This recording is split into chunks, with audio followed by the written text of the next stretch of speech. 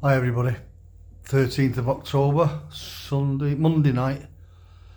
Another day in my daily diaries of how I'm now coping after my loss from Parkinson's.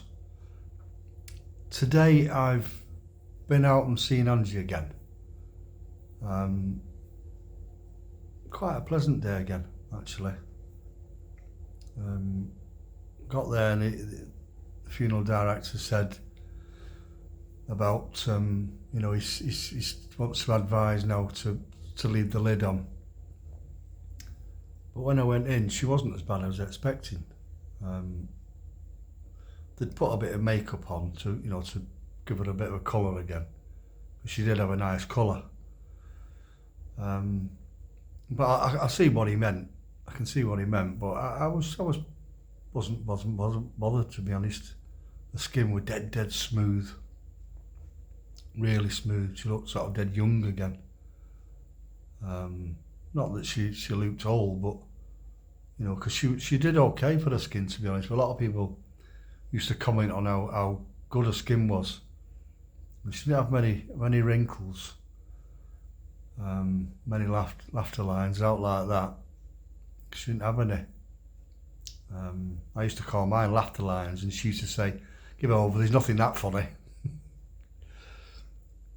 So, but yeah, I was still pleasantly pleased. So I just straightened her hair up again because a friend had been earlier this morning. Just straightened her hair slightly and left a photograph in with her. A favourite photograph of ours, to be honest. Well, it was back in Malta, back in 1989, I think it was. It was a cracking picture. So I left that in with her, and I did a tattoo. I put a tattoo on for her, at the same place. I've actually took a picture, a couple of pictures to show family. I've shown our lad Wayne because I've been there, so I've shown him already, and then I called to granddaughter's Cody Lee, so she's seen it. So I don't know what I'll do with it, I don't know, but I'm glad I took the picture. Just as a last minute thought, you could take the picture, Mike. So yeah, I had a good 3/4 an hour with her. Again, got a bit teary, obviously, and had a bit of a laugh and a joke as well. And then went to Wayne's, and then went from give him his letter, his writing paper and his envelope. I forgot to give it him yesterday on Saturday. And then I went over to Cody Lee's and dropped Ainsley's suit off and picked up the little cards I've had done.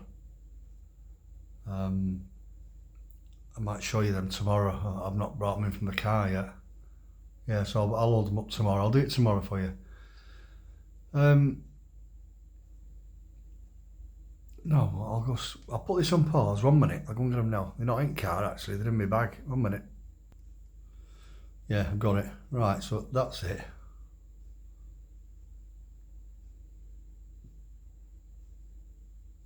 With that on the back.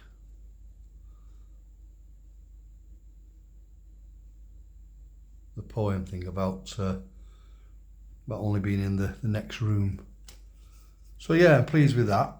I'm pleased with them, so I can hand them out on Friday to anybody who wants. I've got quite a few of them. Yeah, I got chatting with Cody Lee because she's organising. I've got to send her a load of photos over tomorrow, some old photos from, even like when Angie was younger, and certainly when the grandkids were younger. And she's putting her and Joe, they're going to put a slideshow together. She's already been on and organised the projector and a big Bluetooth speaker. So on Friday at the wake, put this slideshow on with a load of photos, which will be good. It'll be good. Give people, a nice insight as to before they knew her. I mean, some people have known her, you know, that'll be there, have known her as long as I have. You know, but some people haven't, you know, and even them that have known us, like, they still don't know, you know, what she was like prior to. So that's a nice touch. That's a nice touch. And then also what I'm going to do is get some helium balloons, so we can all sign them and then let them go Friday night. Everybody can sign them. I don't know, I'll probably get a couple of dozen or something like that. I'm not sure how many's in a pack, 2 or 3 packs or something. Yeah, I'll sign them, and, you know, with our wishes on and comments, and let them off Friday night. So again, that'll be nice. That'll be nice. And then Saturday, a few different people said, "What are you gonna do Saturday? You out, you know, come and meet me and do this and that." And I said, I don't think so. I'll probably just go over to the cemetery and sit with Angie for, you know, an hour or so, and then just see where the wind blows me, see what happens from there. Because like I said, I have booked in again Saturday night, you know, so I can either stay over and go back in the hotel and go home Sunday. So that's what it gives me an option. But I've not been as flat today. I've not been as flat. I was when I set off going that way. I think it's probably because I'd seen her. I'd seen her again. I know, so it's strange. Strange how I can go dead flat and then, like today, because I've seen her, not as flat. You know, but what's going to happen when I can't go and see her anymore? That's what I'm not looking forward to. Because I think I'll probably go and see her on Thursday. I'm going over that way early Thursday because I'm staying in the hotel Thursday night, so I'll probably go and give her another visit Thursday and take my letter. Everybody else can drop their letter off on Friday morning, and Simon, the undertaker, said he'll go and put them in with her, and any photos that people want to put in with her. So yeah, but when I can't go and sit in with her after Friday, I think I'll have a lot of flat days to come. You know, so I was talking to a friend that went in before me this morning, because she had asked me, and I just forgot. But anyway, so I booked her in today. So I rung Marie as I was, you know, getting there. She said she hadn't been gone long. He stayed with her for, I think she said, an hour or so. She's an old-time friend. I mean, she's known Angie before I knew her. In fact, we was laughing because Marie was on the first date. I don't know if I've mentioned it before, but when our very first date, when I was working as a doorman, when I met Angie, and it was my first day at that particular club where Angie was in, and there was 4 of us, 4 doormen, and Angie and 3 of her mates, and Marie was one of her mates. We all went, because back in the day, there was nowhere to go after the club shut. So by the time we kicked everybody out, 2 o'clock closing, by the time we kicked everybody out, sort of 3:30, and we all just went on the motorway to the nearest service station on motorway. So again, we laughed many a time over the years. Our very first date, bloody cheapskate, she used to call me. I used to say, well, it's the price of bloody coffee in service stations. You're joking? Yeah. Yeah. But Marie was having a laugh about that today. At some of the things that she'd got up to. You know, Marie was reminiscing. You know, Marie once fell asleep at Angie's before I'd met her. And she did all her face up with felt tip pen though. All like makeup and all over her face, and not just makeup, but different colour fake felt tip pen. And she couldn't get it off. Yeah, out for a laugh.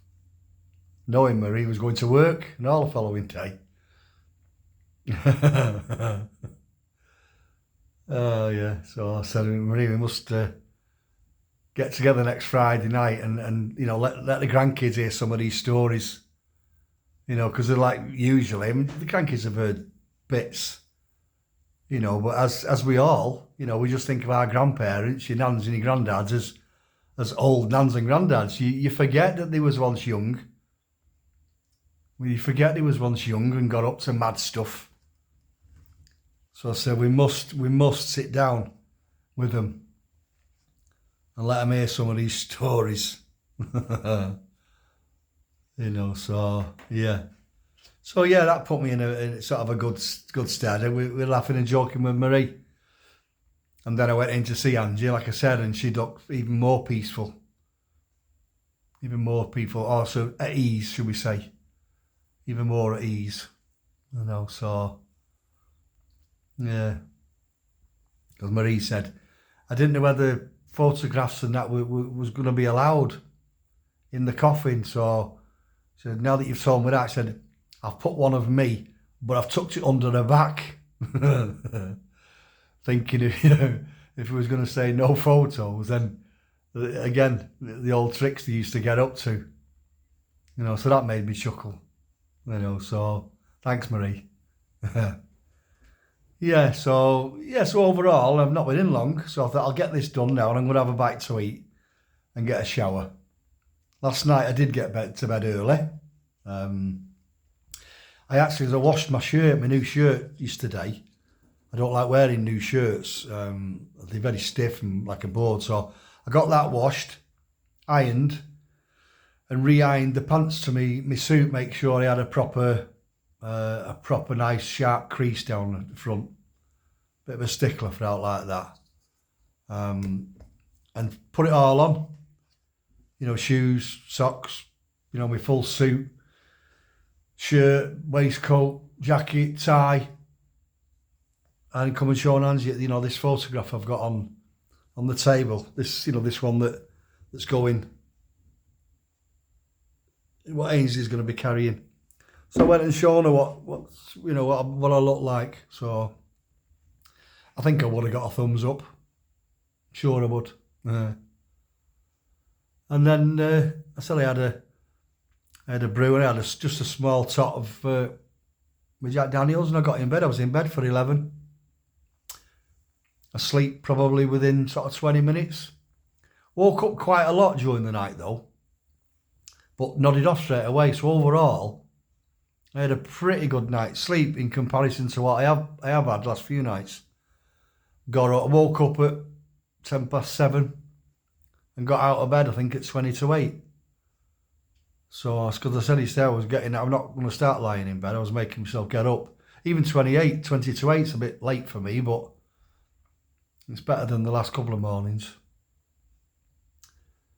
So, yeah, got up, you know, had my breakfast, phoned the funeral directors, told them, you know, that Marie was going and myself, so they could get Angie ready, and that was it. I got everything loaded in the car, all suits and shoes that I had to take over, everything, and shot off.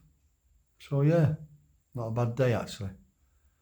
Tomorrow I've got to go in the loft and go through a load of photographs, like I said, and get them over to Cody Lee for me, and she's going to put this slideshow together. So I'm going to finish my coffee now and put something on for my tea. I'll have something quick. And I'm going to do the same, I think. I just have a quick tot, and if it's early enough, I mean, it's nearly 8:30 again now. If I've done early enough, I might watch another one of them. I watched something on telly last night. It was Bad Girls or Riot Girls or something. So I might watch a second one of that and then get in bed early again tonight. So yeah, right, and thanks for all your comments and your support again. Keep it coming. Like I said, I feel okay tonight. I'm like upbeat, but there's no saying I won't be in 2 hours or something. Something just happens and You know, I've asked Andy to send me a sign today. I said, you're going to have to send me an obvious sign. I said, because I'm probably missing them. Being the numpty I am, I'm probably missing them. As apart from that butterfly last week, which I didn't see, remember? I seen the butterfly, but I wasn't aware of it. So it's probably just me being a numpty. I'm missing some signs. I said, so come on, woman, send me a sign. We'll make it an obvious one. So I'm hoping for that tonight or tomorrow. I need to open my eyes, I think. Instead of expecting something to come and hit me in the face, I'm going to have to open my eyes and look around and see what she's sending me. So yeah, like I said, thanks for your comments and your support, and I'll do another one tomorrow. Yeah, I'm going through all the photos tomorrow, so I'll probably nip out in the afternoon or something, just go for a walk. So yeah, I should be all right for tomorrow. I'll do another one tomorrow, and I think it might be sort of Thursday, Friday and Saturday that I might struggle to do one. Well, I know I'll struggle to do one. I don't think you've no chance of getting one out on Friday night. Or you're not going to have anyone else's chance.